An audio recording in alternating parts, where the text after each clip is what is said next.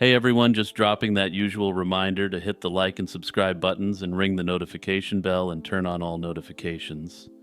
And don't forget to drop a quick comment saying where you're watching from or what you're up to while you're listening. One cold February night in 1991, 32-year-old Dee Dee Rosenthal vanished without a trace from her Cherry Hill, New Jersey apartment. She left behind all her personal belongings and even her beloved pet cat, as if she had simply vanished into thin air. The eerie scene and a handful of strange clues have continued to baffle her family and investigators for well over 3 decades. But perhaps the most disturbing part is that the person responsible was likely a man who had been given access to her apartment by the building management. Dee Dee Rosenthal was a 32-year-old behavioral therapist originally from Canada who moved to New Jersey in 1990 to work with autistic children. By 1991, she was living alone at the Somerset Towers apartment complex and was known as a caring, dedicated professional. However, Dee Dee was also struggling financially, and she had borrowed money from family, was behind on rent, and faced eviction from her apartment. These financial strains led the cops to initially believe that this Canadian may have simply gone back home, wasting valuable early investigative time. On Friday, February 22, 1991, Dee Dee left work as usual and headed home to start her weekend. That night, she spoke by phone with her boyfriend around 10 o'clock, her last known contact. When Dee Dee didn't show up for work on Monday, her colleagues grew worried. 2 days later, on February 27th, they filed a missing person report and met police at Dee Dee's apartment. Inside Dee Dee's third-floor apartment, police found no signs of a struggle or forced entry. The unit was tidy and undisturbed. Her bed was made and all her personal belongings were left in place. Her white Honda Prelude was still parked outside with her work briefcase inside, and the Sunday newspaper lay untouched at her door. Most unsettling of all, Dee Dee's pet cat was discovered shivering on her balcony, locked outside in the winter cold. Friends noted that Dee Dee adored her cat and would never leave it behind like that, a clue which should have indicated that she didn't simply skip town.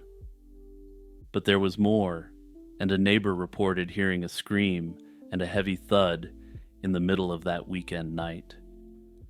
This was followed by the sound of a sliding door, suggesting an intruder may have struck during those early morning hours. And keep this sliding door noise in mind, because it'll be a major factor going forward. Initially, police did very little and wrote her off as someone deeply in debt who simply left the country. In the weeks that followed, some bizarre clues raised hopes that she might be alive, but perhaps not well. A bartender in another town nearby reported meeting a disoriented woman who resembled Dee Dee and called herself Lori. This woman appeared to be undergoing some sort of mental health crisis, and the bartender tried to keep her there until the cops arrived, but Lori moved along quickly. Around the same time, Dee Dee's relatives received strange phone calls. In one, a female voice quietly said, "Mama, I'm okay," before hanging up. These tantalizing leads ultimately went nowhere, and the authorities grew skeptical that she had disappeared voluntarily. The mystery remained unsolved for over 4 years. Then, in October 1995, a breakthrough occurred. Police arrested 34-year-old Charles Edward Reddish, the former handyman from Dee Dee's apartment building, for an unrelated slaying. Reddish, who was known by the street name Crazy Eddie, had eliminated his girlfriend and then committed horrific acts to her teen daughter. Upon learning of Reddish's arrest, Cherry Hill investigators interrogated him about Dee Dee's case. At the time of the original investigation, Reddish had been questioned and had denied any knowledge of Dee Dee's disappearance. Now, faced with new scrutiny, he shockingly confessed that he had slain Dee Dee Rosenthal. According to Reddish's signed confession, he was high on coke on the night of February 22, 1991, and decided to break into Dee Dee's apartment while she slept. He used his maintenance worker credentials to access the building, and then he climbed onto her balcony, perhaps from an empty unit, and entered through the unlocked sliding door. He claimed he had just intended to steal valuables when she awoke and began to scream. Reddish panicked and attacked. He beat Dee Dee and then suffocated her with a pillow to silence her. After this, he stole about $80 from her purse and fled the apartment, leaving her body as evidence. A couple of days later, noticing newspapers piling up outside Dee Dee's door, Reddish returned to dispose of her body and cover up the crime. During this time, he also claims to have cleaned up the crime scene, explaining why the apartment was found in such a tidy state. He wrapped Dee Dee's body in her bedspread and a plastic tarp, loaded it onto a maintenance cart, and wheeled it out to the parking lot. Using his girlfriend's car, he transported the body to a remote area off Route 130 in rural Salem County and dumped it in an area of thick weeds and brush. He claimed that he later even told his girlfriend what he had done, though this was the same woman he had subsequently killed, so the truth of that couldn't be verified. When Reddish recounted these details to police in 1995, they found his story credible. He knew facts about the crime that only the perpetrator could have known. Acting on his information, investigators took him to the supposed dump site in an attempt to locate Dee Dee's remains. Unfortunately, the search was unsuccessful. Over the years, sediment and debris had been repeatedly dumped in that area, and no trace of Dee Dee was ever found. The site had been repeatedly dredged up, and if what he was saying was true, whatever remained of her would essentially be a needle in a haystack. Reddish's confession allowed authorities to finally charge him for Dee Dee's slaying.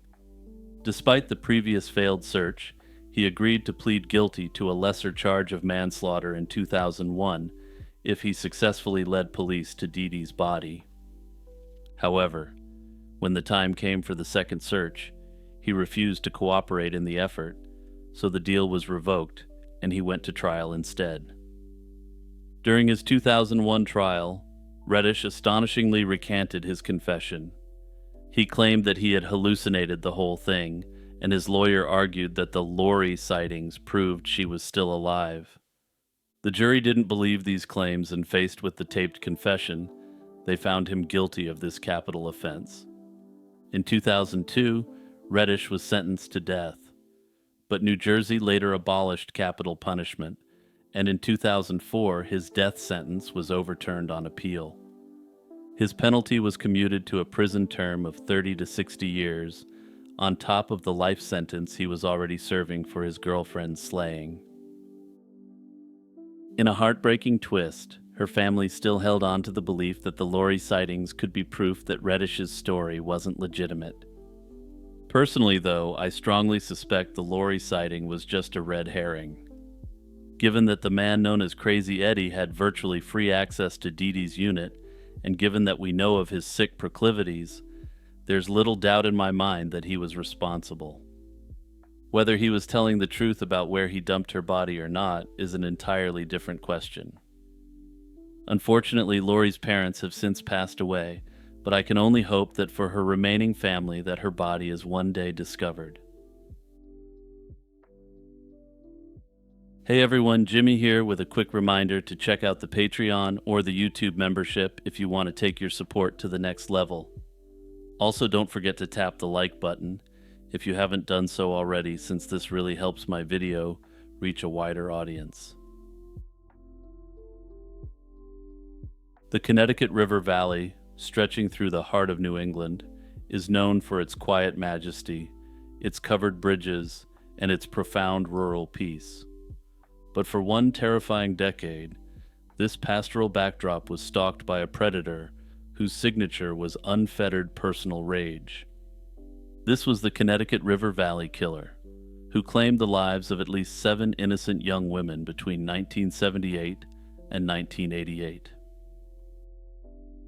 The initial attacks seemed unconnected, spread out across years in the sparsely populated region. This made it difficult for law enforcement across state lines to immediately realize they were facing a common perpetrator. The terror began in the autumn of 1978 with 27-year-old Catherine Milliken. She was an avid photographer and was last seen near the Chandler Brook Wetland Preserve in New London, New Hampshire, where she had gone to photograph birds. Her body was discovered bearing a brutal signature that would define the predator's future crimes. She had been stabbed at least 29 times. This overwhelming degree of violence immediately suggested a deeply personal or rage-driven motivation. This led to the authorities looking deeply into people she was close to, but one by one, everyone was ruled out. 3 years passed before the next confirmed victim. In July 1981, 37-year-old Mary Elizabeth Critchley, a University of Vermont student, disappeared. She had been hitchhiking near Interstate 91, close to the Massachusetts-Vermont border, traveling north toward Waterbury in Vermont. Her body was later recovered in what would later be seen as a growing pattern of violence, targeting women alone near major transportation corridors in the remote area. However, at that time, no one had made the connection between the two attacks, which were separated by both time and geography. The first sign of significant acceleration in these attacks came in 1984. In May of that year, Bernice Courtemanche, a 17-year-old high school student, vanished after being last seen by her boyfriend's mother in Claremont, New Hampshire. The killings intensified dramatically in the mid-'80s, forcing investigators to confront the shocking truth. A serial predator was operating with impunity in their rural communities. The definitive realization began with the discovery of clustered remains, demonstrating a clear pattern in victim disposal. In 1985 and 1986, the skeletal remains of 2 different victims were recovered, chillingly, within only 1,000 feet of each other in a wooded area near Kellyville, New Hampshire. Forensic examination confirmed both women had died from multiple stab wounds, definitively linking them to the violent modus operandi established in the earlier cases. The proximity of the dump sites strongly implied the predator had a fixed zone of operation and felt secure using these remote spots repeatedly. His boldness peaked during this period, signaling an escalation in his compulsion. Between the recovery of those 2 bodies, the pattern drastically changed when a 36-year-old woman in Saxons River, Vermont, was fatally stabbed inside her own home. This high-risk aggression, a substantial leap from opportunistic roadside abduction, signified a major psychological shift for the perpetrator. Home invasions carry a much higher risk of forensic evidence being left behind and also entail a much greater risk to the predator.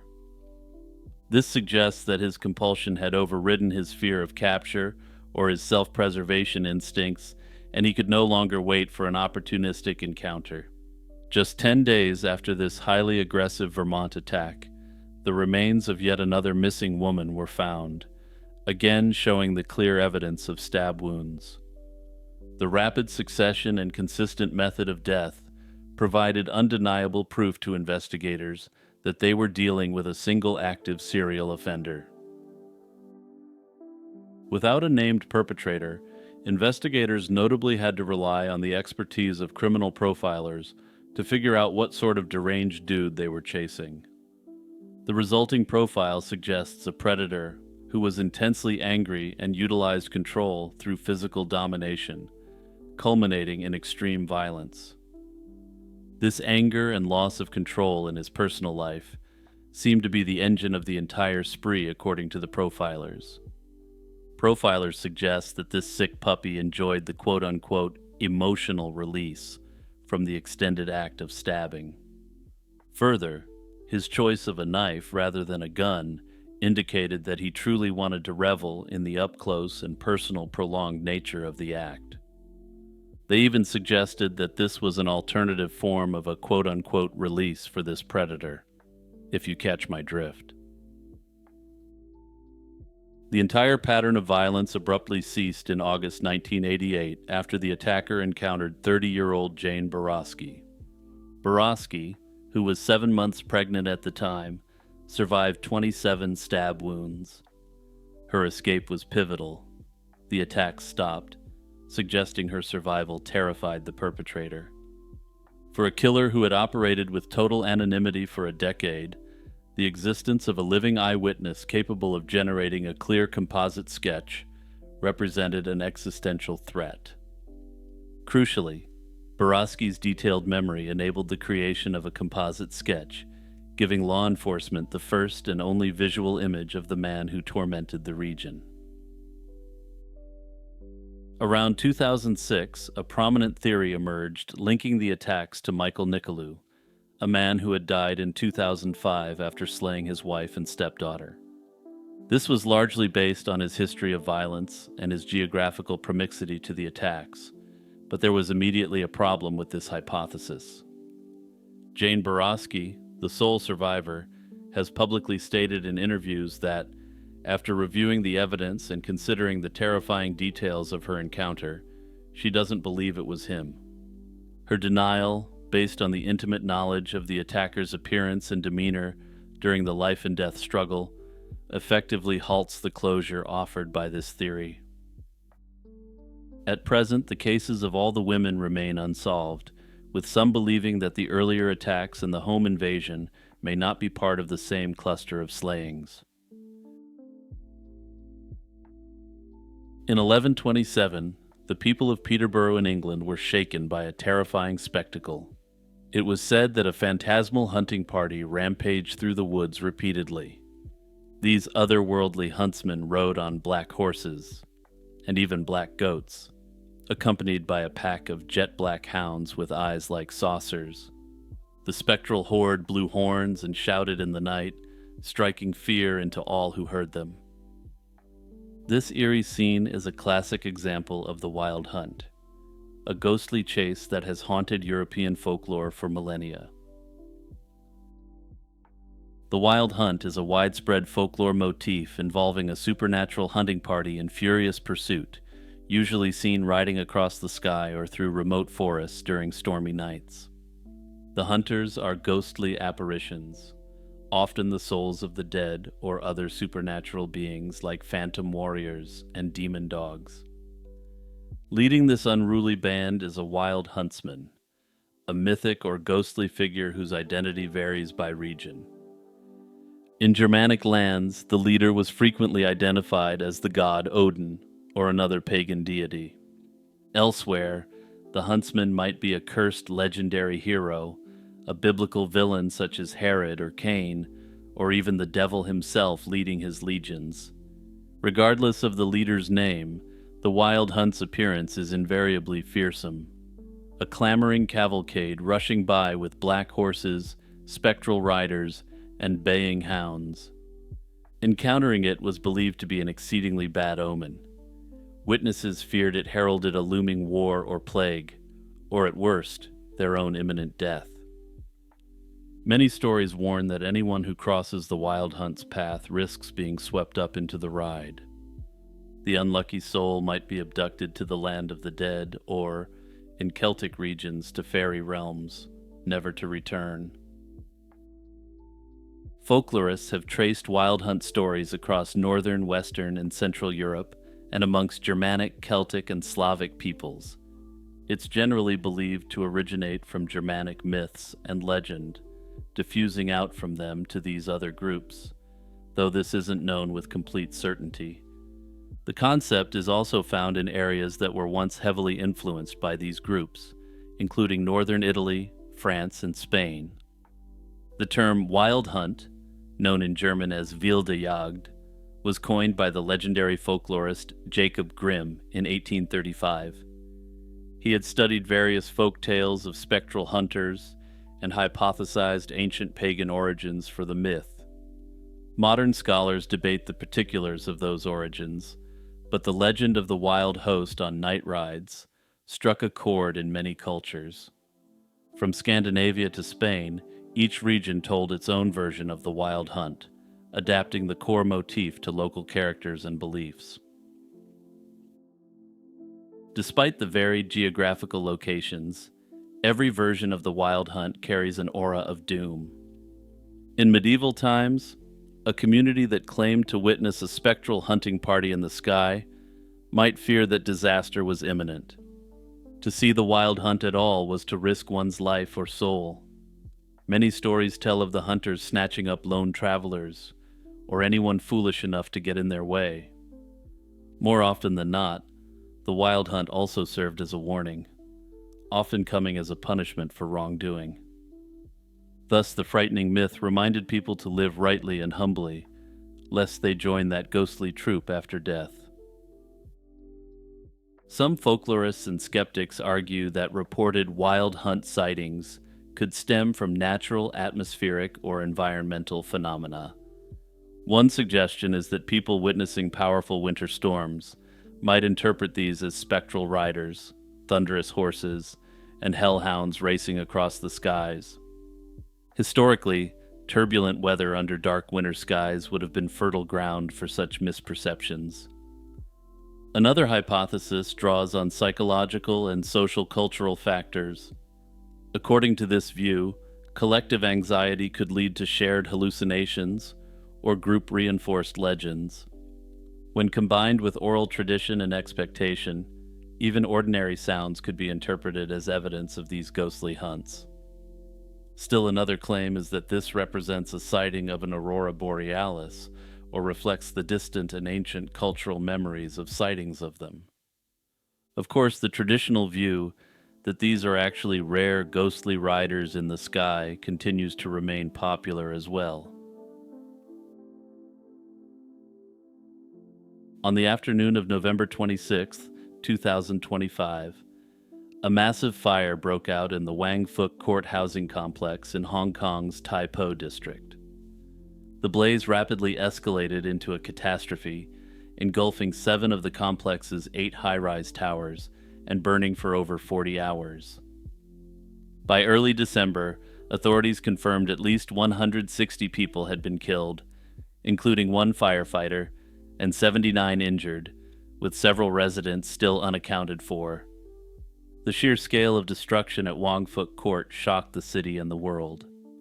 Hong Kong, known for its dense urban landscape, had not seen such a deadly fire since 1948. The estate's close to 5,000 residents, many of them elderly, watched their community transformed into an inferno. At present, the true cause of this catastrophic fire which shocked the world is still being investigated. Investigations soon revealed that Wang Fuk Court had been a tinderbox in the making due to ongoing renovation work. All 8 residential towers, built in the 1980s under a government housing program, were covered in bamboo scaffolding at the time of the fire. The scaffolding was draped in green protective netting and plastic as workers carried out major exterior repairs. Critically, polystyrene foam boards had been placed over windows across the buildings to shield units from falling debris during construction. These foam panels, essentially slabs of styrofoam, would later act as potent fuel for the fire. In effect, the entire complex was wrapped in flammable material from top to bottom, a dangerous setup that experts say can turn a single spark into a sweeping blaze. The decision to use bamboo scaffolding and netting is common in Hong Kong, but it carries risks if proper safety measures aren't followed. Bamboo itself is a natural combustible material, though professionals note it's not as easily ignited as one might think, especially when proper fire netting is used. In this case, however, initial reports indicate some of the netting didn't meet fire safety standards. Using cheaper mesh netting can save costs, and investigators suspect substandard nets were used as a cost-cutting measure despite guidelines advising otherwise. Some have even speculated that the netting itself may have been flammable, literally adding an extra layer of fuel to the fire. Exactly how the Wangfuk Court fire started remains under investigation, but early reports and eyewitness accounts provide some clues. The blaze is believed to have ignited on the lower floors of Block F, one of the middle towers in the estate. Around 2:45 in the afternoon, residents noticed smoke and small flames near that building's exterior, and within minutes the bamboo scaffolding and netting were ablaze. Fueled by the dry mesh and the foam boards, the fire raced vertically up Block F, and then leapt laterally to adjacent blocks by embers and collapsing scaffolding. By the time firefighters arrived roughly 10 minutes after the first alarm, the blaze had already engulfed multiple floors and was rapidly extending to other towers. While the precise ignition source is yet to be confirmed, one theory emerged from viral video footage: a construction worker's discarded cigarette. In the days after the disaster, a clip circulated on social media showing workers smoking on the scaffold shortly before the fire erupted. If you're one of those people who just listens, I've included one of these videos, which allegedly shows a worker on the tower smoking right before the fire started. I note that the authenticity of this video hasn't been independently verified, but this raised suspicions that a smoldering cigarette butt could have easily set the dry netting alight. Notably, what is confirmed is that residents had long complained about workers smoking and flicking lit butts around the site during the renovation. It's entirely plausible that a single careless ember found its way to the flammable netting and triggered the initial blaze. What is certain is that once the fire started, the improper materials on the building ensured it spread at explosive speed. A government official later confirmed that substandard debris nets and foam panels were the main culprits in allowing the fire to engulf 7 buildings. Notably, some early official comments had blamed bamboo scaffolding itself, calling for a switch to metal scaffolds, but so-called experts pushed back against making bamboo the scapegoat.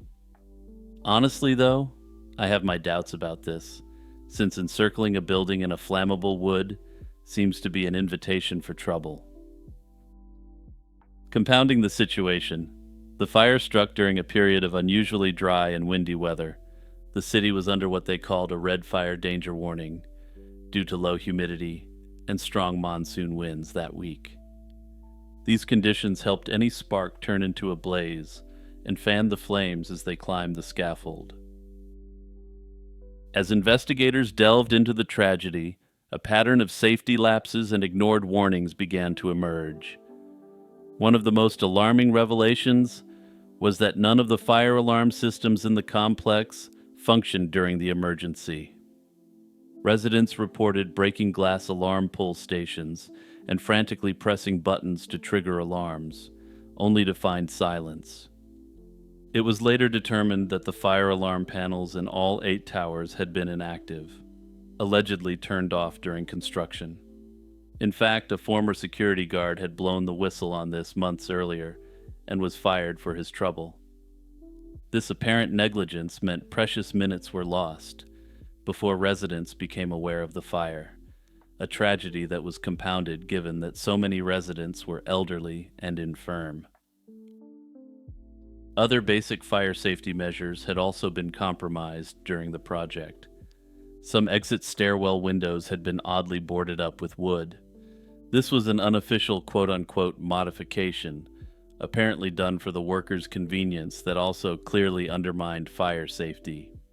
This very odd fact has led to some sinister theories about the fire, though at present there's nothing to suggest anything beyond negligence and extreme greed. And speaking of extreme greed, I'm going to get to that in a moment, because this is what happens when companies put profit before anything else. Disturbingly, in late 2024, long before the fire, tenants and owners grew concerned about the very hazards that caused the blaze. The estate's homeowners committee had hired a consulting firm, Will Power Architects, to oversee the renovation process.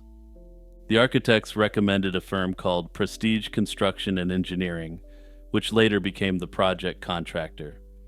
They assured residents that the company had a spotless safety record and had been compliant with all laws and regulations. In reality, Prestige had been cited and fined numerous times in prior years for safety violations, including unsafe scaffolding practices and faulty electrical work. Disturbingly, this history was not disclosed to the residents at the time. Once word leaked out that Prestige actually had a checkered record, many in the complex were outraged well before the fire. Homeowners protested the contractor's appointment, alleging bid rigging and corruption in the selection process. Perhaps most disturbingly of all, Hong Kong's deputy leader revealed that Prestige mixed compliant fire-resistant mesh with substandard mesh to fool safety inspections. By early December, at least 15 people associated with the renovation project had been taken into custody on suspicion of offenses ranging from negligent manslaughter to corruption. At the same time, there are significant calls for transparency and an independent inquiry into the tragedy. Under this pressure, Hong Kong's chief executive has promised to impanel a group of judges with wide-ranging powers to investigate the true causes of this horrific tragedy. Patricia Campbell was a 15-year-old girl from Pocatello, Idaho, who vanished on July 22, 1978, during a community Pioneer Day celebration at Alameda Park. She was last seen with her friend, 12-year-old Tina Anderson, enjoying the festivities that summer evening. When Tina failed to show up for a scheduled babysitting job across from the park that night, the girls' families reported them missing. Initially, authorities treated the girls as possible runaways, a common assumption at the time, but this theory would soon collapse as evidence of foul play emerged. 3 years later, in October 1981, hunters stumbled upon human remains in a remote, brushy hillside area about 60 miles from Pocatello in rural Oneida County. Investigators arriving on the scene discovered scattered bones and a skull with a small hole in it. They also discovered deteriorated clothing matching what Patricia and Tina had been wearing when they disappeared. Spent shell casings were also recovered at the site, a grim indication of their violent end. The remains were identified as belonging to 2 young females, and one set was positively identified through dental records as Tina Anderson. The other bones were strongly suspected to be Patricia Campbell's, given that both girls had disappeared together. But at the time, in 1981, there was not enough evidence to conclusively identify Patricia's remains. The then technically unidentified victim, later confirmed to be Patricia, also showed signs of severe blunt force trauma to the head. The discovery of the bodies definitively ended any speculation that the girls were runaways. The case of Patricia Campbell and Tina Anderson presented immediate challenges to the authorities. Perhaps most obviously, the initial assumption that they were runaways may have resulted in significant evidence being forever lost to time. And stay tuned, because it'll become apparent shortly that the initial investigation was extremely questionable, even according to the authorities themselves. Because the remains were found in Oneida County, outside of Pocatello's jurisdiction, multiple law enforcement agencies became involved. Investigators back in 1978 had few solid leads. However, through interviews, they learned the 2 girls had left Alameda Park at one point on July 22nd with some acquaintances. According to witness reports later uncovered, Patricia and Tina, along with a few other local youths, visited a nearby house during the festival.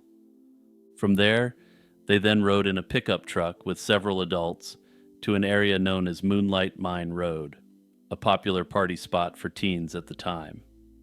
Those adults told police they had driven the girls back to the park after the outing, and neither girl was seen again after that. These circumstances suggest the girls perhaps initially willingly accompanied people they thought they knew, rather than being abducted by a stranger off the street. This would become a key point in the investigation. steering some investigators to suspect someone in the girl's social circle rather than an unknown predator. Despite those early leads, no arrests were made in the initial years. Years later, the investigation gained new momentum, and the scarcity of initial investigative materials was noted. In 2002, Oneida County Sheriff's Deputy Patsy Sherman took it upon herself to re-examine the cold case. She was shocked to find that the entire case file was made up of a large envelope and some physical evidence that had been preserved. Sherman spent years coordinating with multiple agencies and tracking down old witnesses, gradually expanding the case file.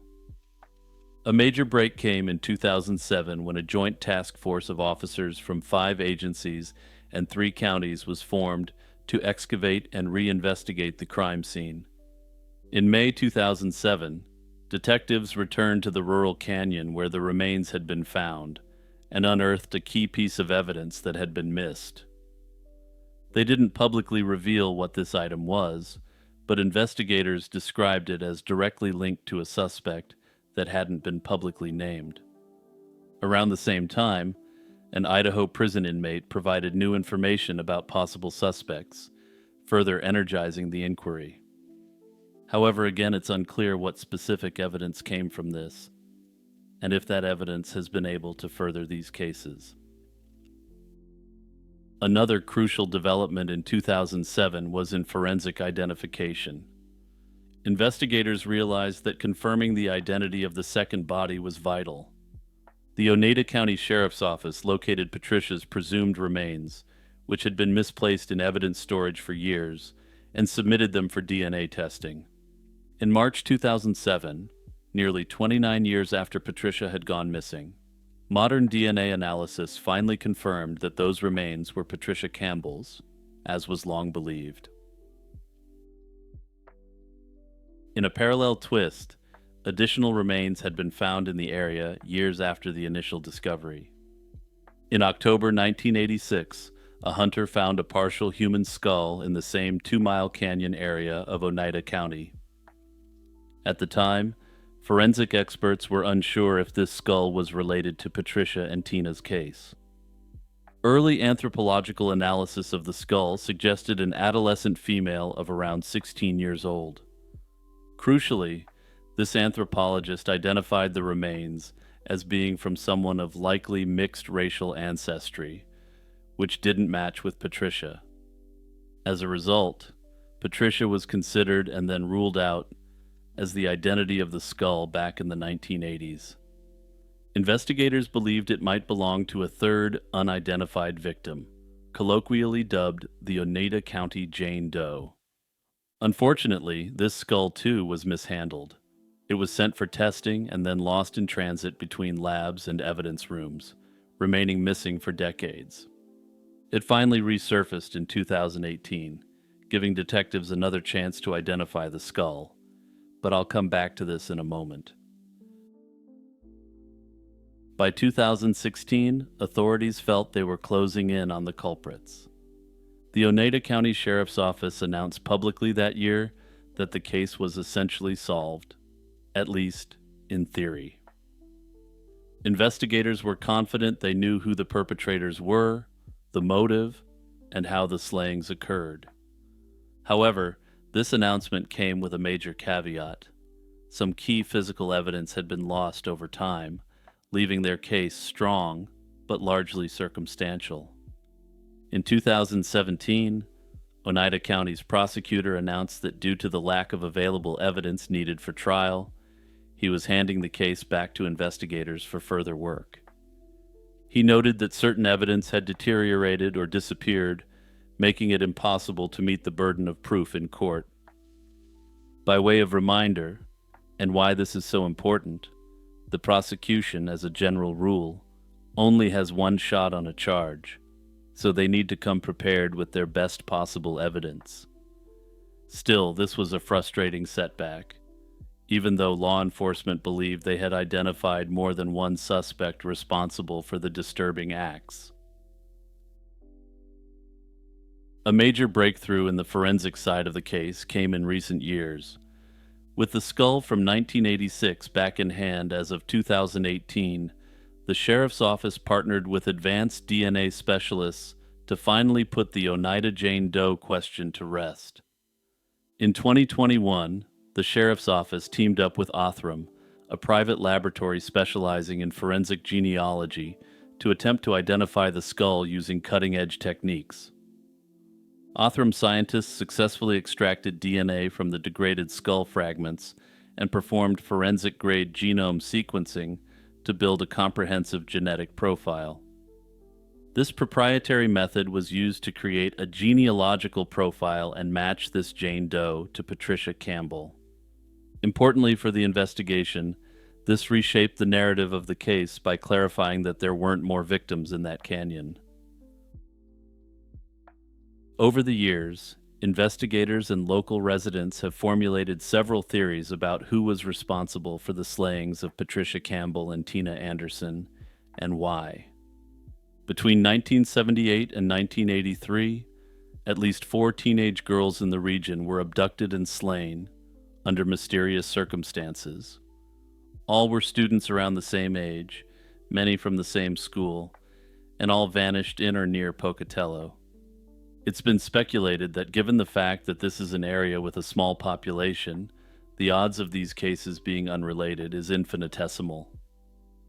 Early on, Ted Bundy was even speculated to have been involved in the slayings of these 2 girls, but Bundy was confirmed to be elsewhere by 1978. More likely, any serial involvement would point to a local culprit or culprits operating in southeastern Idaho in the late 1970s and early 1980s.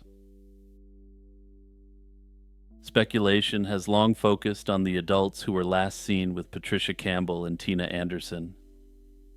To address the elephant in the room, the very idea that these fully grown adults were taking these 2 girls to a quote-unquote party spot has obviously set off alarm bells. It's long been speculated that they may have also been providing them with substances as well. Independent witnesses confirmed the girls willingly accompanied these individuals in a pickup truck to Moonlight Mine Road, a popular hangout for teens. Although the adults insisted they'd return the girls safely to Alameda Park, neither Patricia nor Tina was seen again afterward, casting doubt on their account. With circumstantial evidence pointing toward familiarity rather than random abduction, these adults are believed by many to be those who are still under scrutiny by the authorities. At present, it's unclear if any potential DNA evidence of the perpetrator or perpetrators has been found or preserved. If it has, given the ability to recover significantly degraded DNA, and given the power of genetic genealogy, those responsible for these heinous acts shouldn't rest too easy.